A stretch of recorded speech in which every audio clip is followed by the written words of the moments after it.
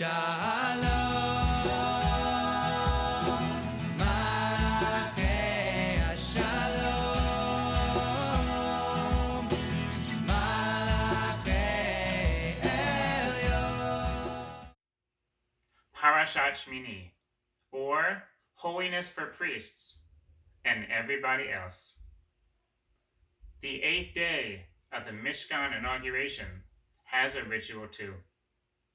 Aaron's 2 sons die suddenly when they sacrifice alien fire. The priests must follow more stringent rules. Laws of kosher animals are defined, and laws of kosher vessels are shared.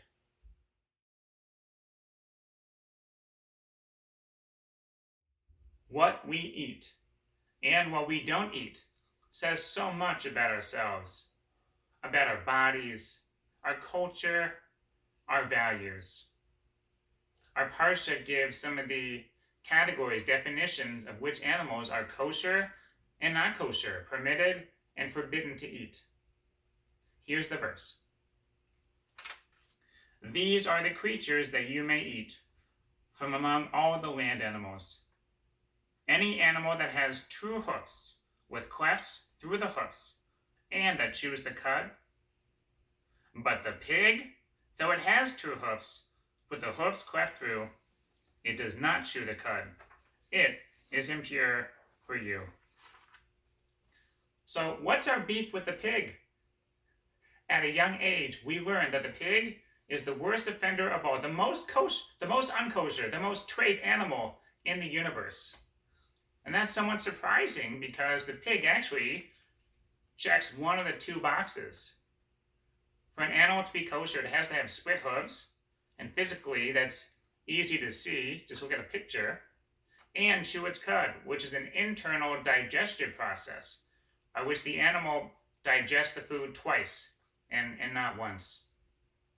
And if you look at a lobster, that has neither one. Why isn't that worse? And the Torah goes on to say there are 3 other animals that have 1 criteria, but not 2. The other one, the camel, the rock badger, and the rabbit, they chew their cud. They don't have split hooves. So why is the pig worse than any of the others? The 16th century Rabbi Kuyakar gives an answer. He says it's because the pig is deceptive. It's a hypocrite. Because by external appearances, it looks kosher, right? It has the split hooves, so one would see it and think that it's kosher. But it's hiding its internal process, which is not. No one looks at a lobster and thinks it's kosher. It doesn't have the requirements. In a camel, you look at it and instantly you know, no split hooves, oh, I can't eat it. But the pig, you think you can. And the rabbi imagines, you know how pigs kind of stick out their hooves forward? The rabbi imagines that the pig is kind of saying or thinking, look at me, I'm kosher. It's kind of rubbing it in. And it's because it's deceptive. It appears, it gets closer to being kosher. That's why it's most dangerous, most pernicious, the one to stay away from. And this is a lesson in hypocrisy. And the pig is the model, the archetype for hypocrisy. And we Jews who value honesty, we stay as far away from that pig as we can.